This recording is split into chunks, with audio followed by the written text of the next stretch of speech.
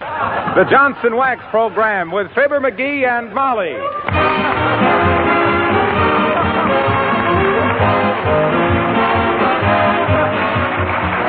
The makers of Johnson's Wax and Johnson's Self-Polishing Glow Coat present Fibber McGee and Molly, written by Don Quinn, with songs by Martha Tilton and the King's Men, music by Billy Mills. The show opens with It's High Time.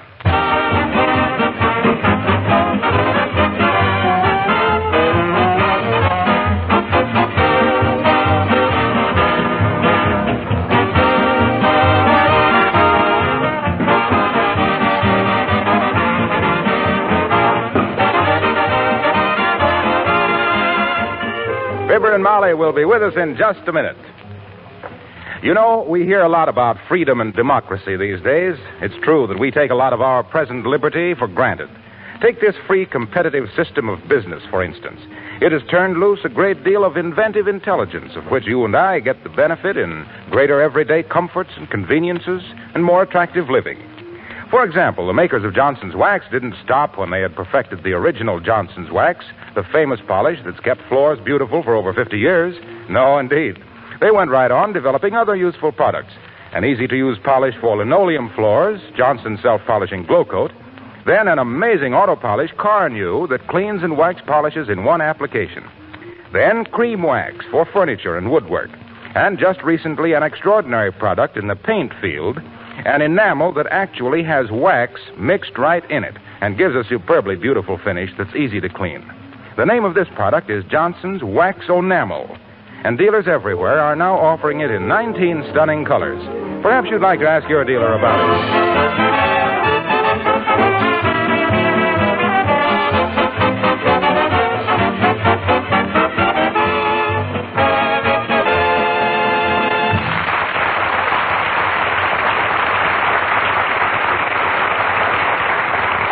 This is the time of year when maple leaves and football forecasters begin to turn yellow. There's a nip in the air in Wistful Vista, and our hero thinks a fire in the fireplace will be pretty dandy. So here, with papers and kindling and matches and a bucket of kerosene and not enough accident insurance, we find that unintentional arsonist and his watchful wife, Fibber McGee and Molly.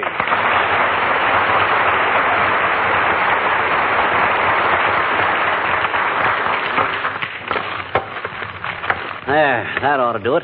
Hand me that bucket of kerosene, Molly. I will not. Huh? You've got enough paper and kindling in there to barbecue an elephant. McGee, don't pour that on there. Don't now. Oh, Molly, don't be such a scaredy calf. Here, watch. Oh, dear. When you get through starting that fire, McGee, run downtown and get me some dynamite. Huh? I want to open a can of sardines for lunch. What's a few drops of kerosene? Where's the matches? Oh, here they are. I'll have a roaring fire in here in no time at all. Yes, a roaring fire and a howling insurance adjuster.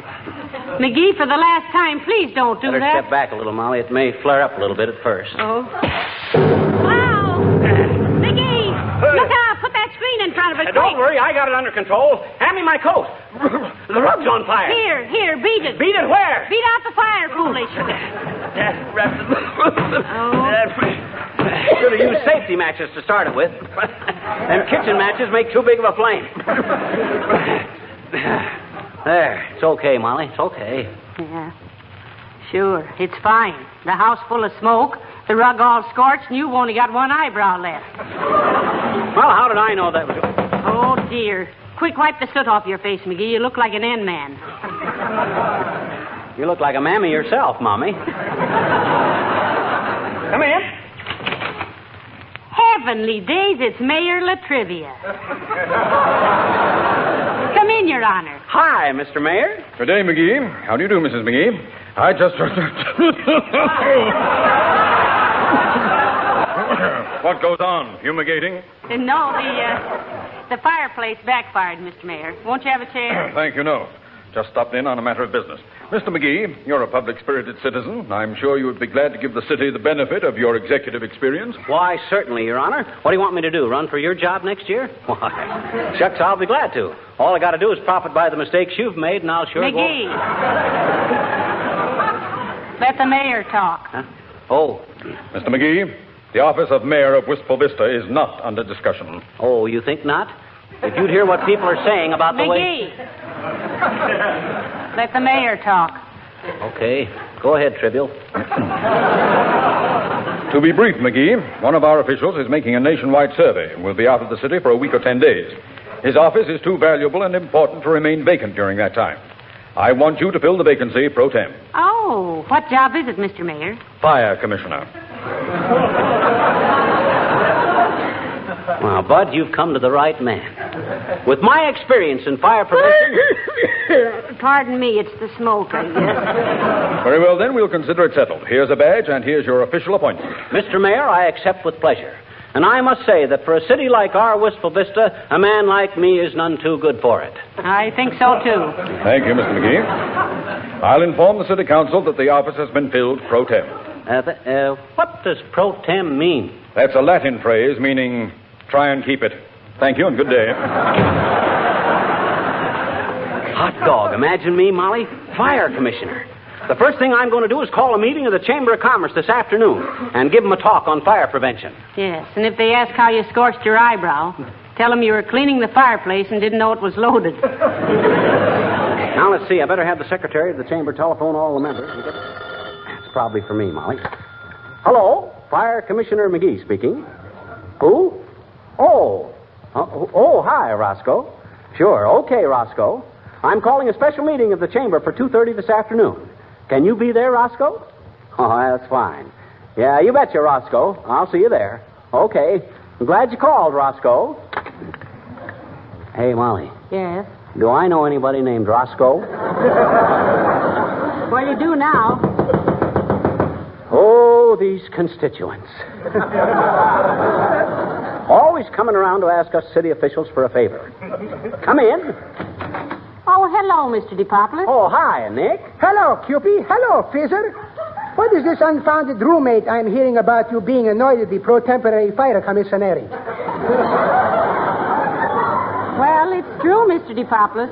He's hot stuff, and he's got a badge to prove it. Molly, remind me to get you some throat tablets. What? You're developing a bad cough. Oh, Commissioner. What was you saying, Nick? What I was about to say before I was so rudely interrupted is that in my restaurants we are having quite a fire hazard. Hazard. I'll say we has. What is the fire hazard in your restaurant, Nick? Well, when we are getting an order for a charcoal grill porter steak house... No, you mean porterhouse steak. Eh? It's the same thing, only tougher. Every time the cook is charcoal grilling it, the bacon grease in the frying pan is catching itself into a big flame of fire. And all we can do is stand there, hopeless. Haven't you got a fire extinguisher? Sure, but every time we squirt it on the frying pan, it is making the steak taste very peculiar. Well, look, Mr. DePoplis, your restaurant specializes in charcoal grilled steaks and chops, doesn't it? Oh, certainly. Just like Mother used to make Papa mad by cooking them the same way. Why, Cupie? Well, it's a little drastic, maybe, but why don't you get yourself a charcoal broiler? Well, for scream's sake, I never thought of that. Thank you.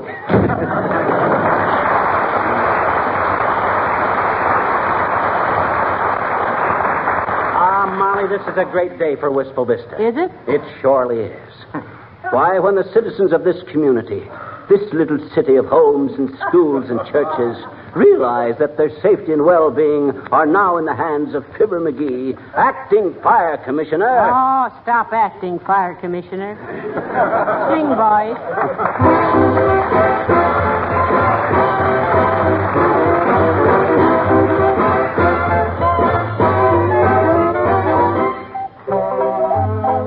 The King's Men sing Tapioca.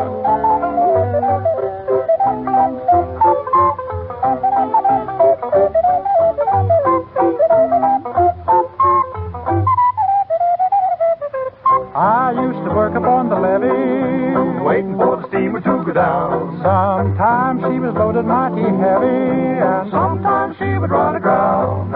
What you going to give me for my dinner? Tater cakes are cooking merrily.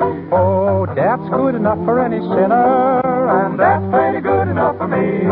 Tapioca, tapioca. Mammy, won't you let me pick upon the poker? Give me tapioca, Tapioca, tapioca, tapioca. Oh. Come on, we'll have a jubilee. Working on the railroad, 20 cents a day. Johnny Pocket tune on your banjo. Oh, me and my. Mammy, mammy, mammy, don't you hear the baby cry? Working on the railroad, never get a pay. Johnny Pocket tune on your banjo. Oh, me and my. Mammy, mammy, mammy, don't you hear the baby cry? See the children rolling in the cotton. Sun pouring down upon their heads. Ho, ho, ho, ho, ho. Somebody's gotta make a living. Children gotta have a little bread. Tapioca, Tapioca, tapioca, tapioca. Won't you Mammy, let you pick upon the poker. Tapioca, tapioca, tapioca, tapioca. Come on, we'll have a jubilee. Working on the railroad, 20 cents a day. Johnny Pocket tune on your banjo. Oh, me, oh, my, oh, my. Mammy, mammy, mammy, don't you hear the baby cry?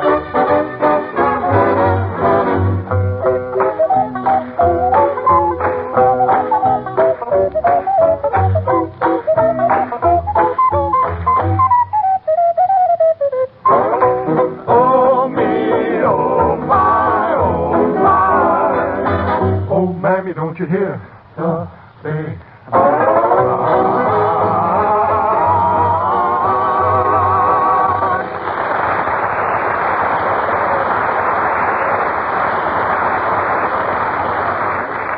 Well, have you got your speech written for the Chamber of Commerce meeting, Commissioner? Nope, I'll just ad-lib it.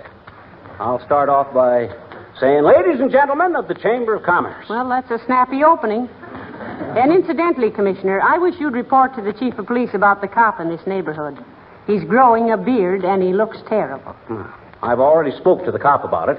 Well, what'd you say? I told him to quit bushing around the beat.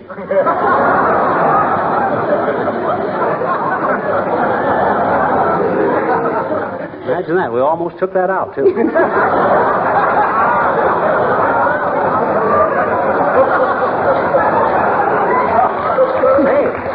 that reminds me. I better call the chamber and see how many members they've rounded up. Hand me the phone. Here. Thanks. Hello, operator. Give me the whistle, Mr. Chamber. Huh? Oh, is that you, Mert? How's every little thing, Mert? It is, eh? What's that, Mert? Your old man. In the hospital? He shot off his what? Oh, heavenly days, McGee. What happened? He was in Brooklyn last week and shot off his mouth about the Yankees.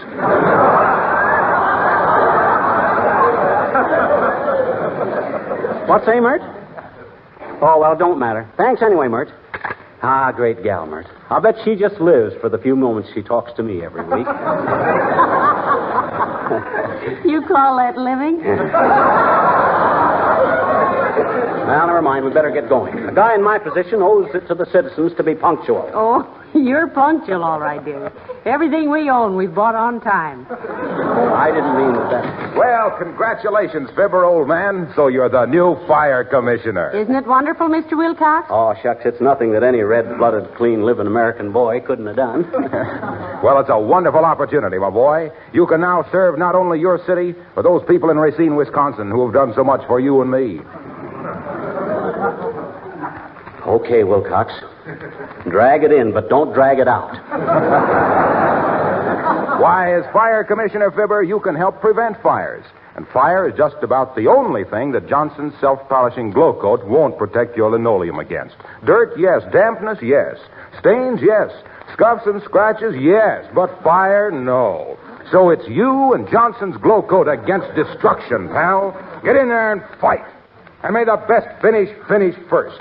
Johnson! Johnson! Johnson! Yay, team!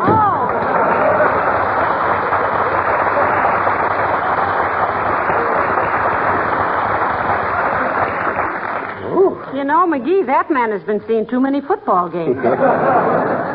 He had me so hopped up, I was tempted to drop back for a quick kick.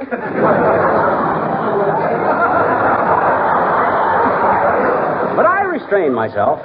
Well, come on, Molly. I don't want to be late for that meeting. Get your hat and your stuff here. Come in.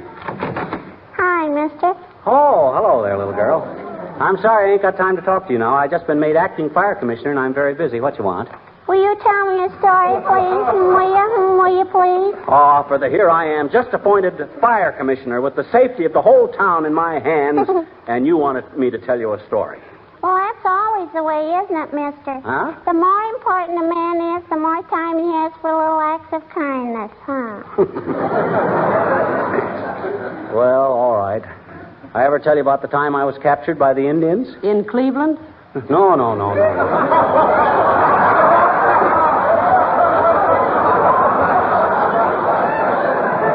Not the Cleveland Indians. These were Shawnees. Gee, Chinese Indians, oh boy. I didn't say Chinese. I said Shawnees. Shaw, like in George Bernard. He's English, I bet you. Sure he is. He's as English as roast beef. It's what? Roast beef. I don't care if you are. Now, you want to hear this story or don't you? No. Oh, sure you do, sis. It's No. very interesting. Well, sir, one day whilst wandering through the mountains, walking very carefully on account of the wild animals, men living in the wild, sis, has got to learn to use their beans. Use their what? Beans. Oh. Go ahead, mister. I don't like beans. Well, what happened in the mountains? I found a little kitten. Oh. A little baby mountain lion. And you know what I named the kitten? Caboodle. Kitten caboodle. Why, mister? Well, caboodle was an old Shawnee Indian word meaning, look, fellas, I found a mountain lion. Them Indians could sure put a lot of meaning into one little word. Well, sis. You said that. Huh? Oh. Well, anyway, sis, years later, I was in the Brookfield Zoo in Chicago, and I happened past the pit where they keep the mountain lions. Oh. And all of a sudden, I had a hunch. I leans over the edge of the pit and hollers, "Hey, capoodle, it's Ugtug." Hmm? Ugtug. That's a Shawnee word meaning white man found mountain lion. Oh. Well, sir, the minute that lion heard my voice, he comes bounding to the edge of the pit, sticks out his paw, and rips my shirt right off. Oh. Darn near killed me. It wasn't capoodle at all. Wasn't that an amazing story? Mister, the Shawnees haven't got anything on us, I bet you. We're saying a lot in one little word. What you mean, sis? Phooey.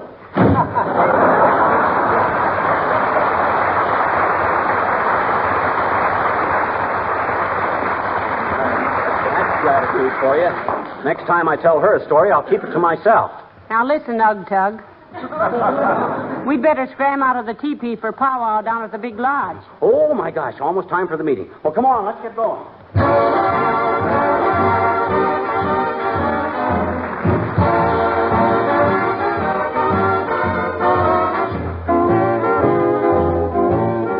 Martha Tilton singing Easy Street.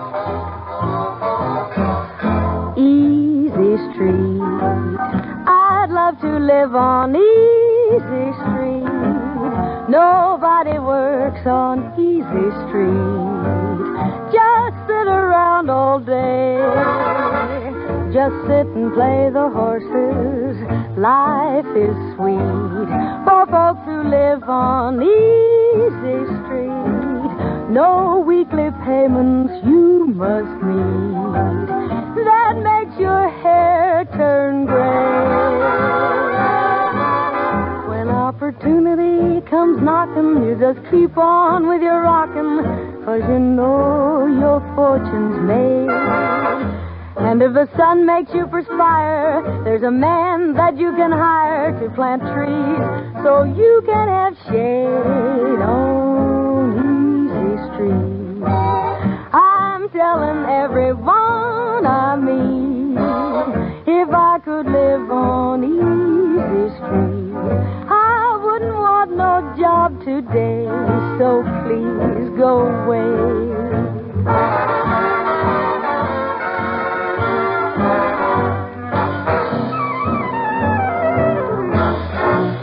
When opportunity comes knocking, you just keep on with your rocking, 'cause you know your fortune's made. And And if the sun makes you perspire, there's a man that you can hire to plant trees so you can have shade on easy street. I'm telling everyone I meet, if I could live on easy street, I wouldn't want no job today. So please go away.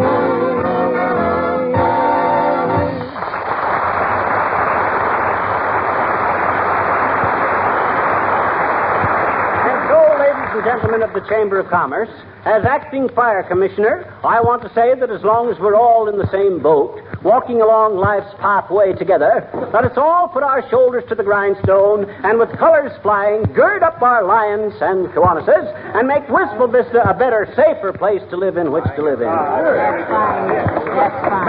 May I ask a question, Commissioner? Of course, Bud. All us public servants welcome comments from the people. What's the question? Is there any penalty for turning in a false alarm? There certainly is. Then I guess you're safe for a while. Quiet, please. Quiet. Order. And if the Marian, who just spoke, will come to our next fire, we'll be glad to let him mingle with the rest of the silly ashes.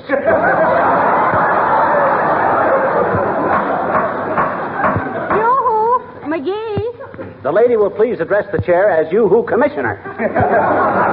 You have the floor, madam. Well, I've been talking to Mr. Mills sitting next to me here, and he has a complaint to make. He has, eh? Billy, do you mean to sit there with no sleeves in your vest and criticize this fire department? Yes, I do, Skimp. State your case. Well, last week I was knocking off some hot licks on my piano, and it caught on fire. Yes? That was about 3 p.m.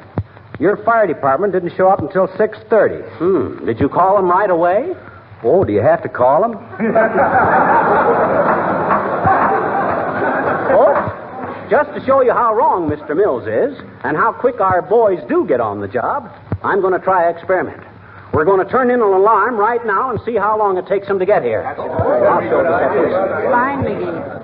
Mrs. Commissioner McGee, will you please step to the telephone and call the fire department? Certainly. Pardon me, please. Thank you. Hello, operator. Give me the Wistful Vista Fire Department. Oh, is that you, Myrtle? No. Never mind that. Yeah, get the fire department. Give me the fire department, Myrtle, quick. Hello, fire department. I want to... What? No, this is not the pot of gold. I'm calling from the Chamber of Commerce. It's on fire. Hurry. Thank you, Mrs. McGee. And now, if you'll all keep an eye on your watches, we'll see just how long it takes our brave fire laddies... Mr. Commissioner, may I say a few words while we're waiting? Why, certainly. The chair recognizes Mrs. Uppington, in spite of that funny-looking hat. Mrs. Uppington? Commissioner McGee and fellow members of the Wistful Vista Chamber of Commerce... Oh, make it snappy, Abigail. Technically, we're on fire. Very well. I merely wish to protest against the unseemly, nerve-wracking sounds emitted by our fire department on its way to a conflagration. Such bells and sirens, it's ridiculous. Can't we install some melodious chimes, such as are heard on the Good Humor trucks? Order, please, order. I'm sorry, Mrs. Uppington. If our firefighting methods are too dad-added raucous for your delicate nerves, I'll have them take off the sirens and put on a fireman with a flute playing I Don't Want to Set the World on Fire. Oh, thank you. And while we're at it, we'll have the police throw away their revolvers and carry water pistols. Does that satisfy you, Uppy? Certainly, Mr. McGee. Well... If a little squirt can run the fire department, it ought to work with the police.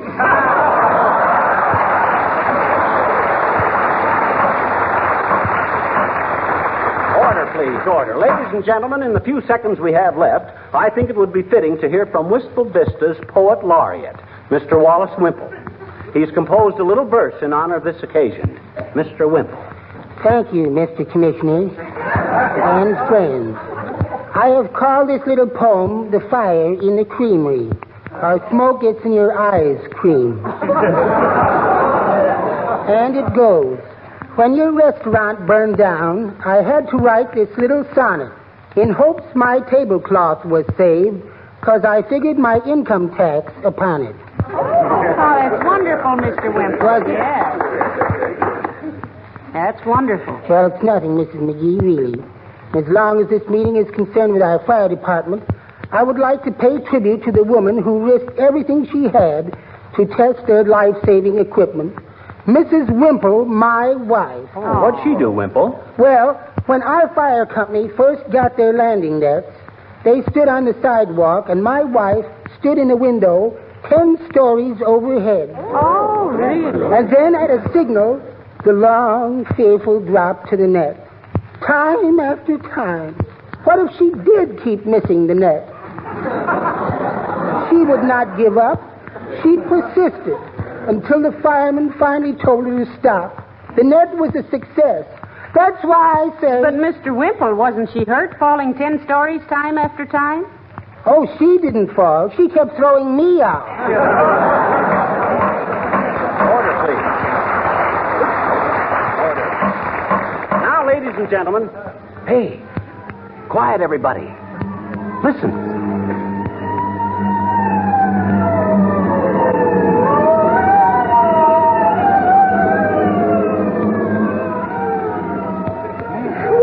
They went right on past. They're probably swinging around and back where the fire escapes are. Uh-oh. Listen.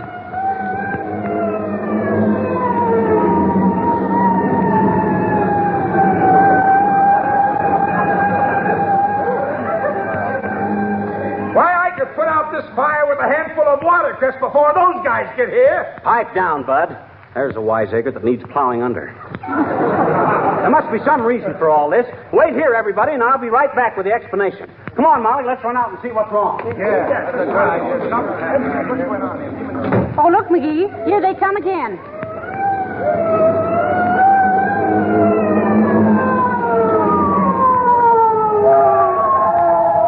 Here comes the fire chief. Hey, Chief. Yeah, one side there, Commissioner. There's a fire in here. Oh, no, there ain't, Bud. This is just a test run. Just checking up. Say, McGee, where's your manners? What manners? Oh, excuse me. Molly, meet Chief Conley, one of my firefighting brothers. Oh, how do you do, I'm sure, brother. How do you do? Hey, what took you so long to get here, Chief? Oh, some dope parked his car in front of the hydrant down at the corner. We had to ram it out of the way. That's good work, Chief. Nice going, brother. And then we notified the police to haul it away. Great stuff, Chief. Serves him right. Whose car was it? Yours. What? You mean... Well, you see, Commissioner... That's all, brother. Come on, Ugtug.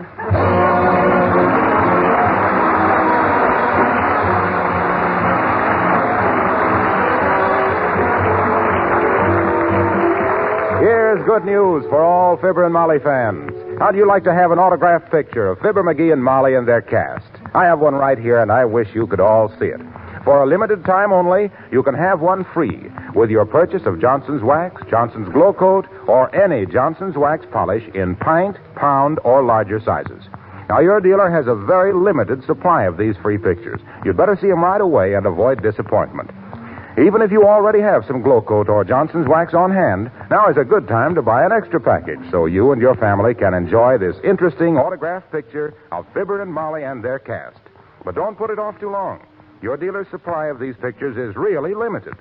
Remember, this unique photograph is yours free with your purchase of Johnson's Wax, Johnson's Self-Polishing Glow Coat, or any Johnson's Wax polish in pint, pound, or larger size.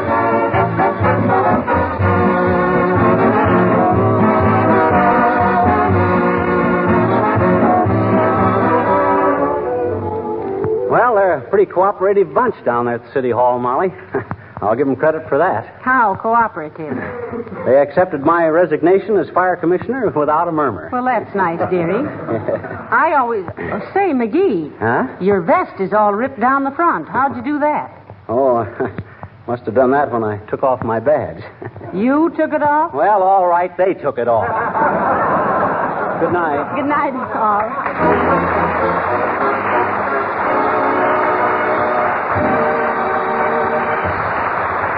This is Harlow Wilcox, speaking for the makers of Johnson's Wax Finishes for Home and Industry, inviting you to be with us again next Tuesday night. Good night.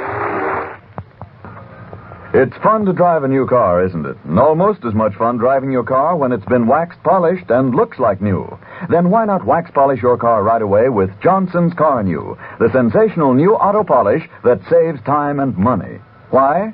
Because Car New both cleans and wax polishes in one application, does two jobs at once. Get your car ready now for the bad weather coming, and ask your dealer for Johnson's Car New, spelled C-A-R-N-U.